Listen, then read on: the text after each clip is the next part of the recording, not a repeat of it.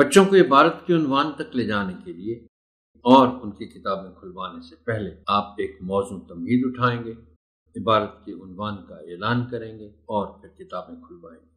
تمہید اٹھانے کے لیے درج ذیل نکات پیش ہیں، تاہم یہ حرف آخر نہیں ہے۔ بہتر سے بہتر تمہید کے لیے آپ کی فکری جستجو جاری رہنی چاہیے۔ درج ذیل سوالات کی مدد سے تمہید اٹھائیں۔ پہلا سوال ہے کہ نغمہ کیا ہوتا ہے؟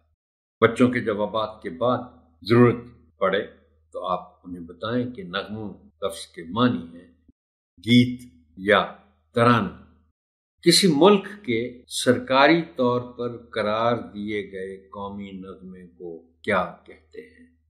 قومی ترانہ۔ اسکول اسمبلی میں کون سا ترانہ روزانہ پڑھا جاتا ہے؟ اس کا جواب بھی قومی ترانہ۔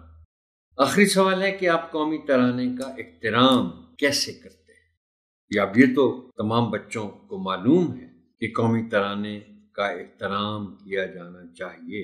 اب اس احترام کرنے کے لیے مختلف اوقات یا مختلف کیفیات ہو سکتی ہیں، مختلف اوقات ہو سکتے ہیں، لیکن ہر کیفیت میں، ہر صورتحال میں قومی ترانے کے احترام کے تقاضے ہیں، اور آپ بچوں سے معلوم کریں گے کہ قومی ترانے کا احترام کیسے کیسے کیا جاتا ہے، کس کس صورتحال میں قومی ترانے کا احترام کیسے کرتے ہیں۔ مثال کے طور پر اگر قومی ترانہ پڑھا جا رہا ہو کہیں اور کسی کے کانوں تک وہ آواز پہنچے اور اسے معلوم بھی نہ ہو کہ کہاں پڑھا جا رہا ہے، تو پھر بھی قومی ترانے کے احترام کا تقاضا ہے کہ جہاں کوئی شخص چل رہا ہے وہیں کھڑا ہو جائے۔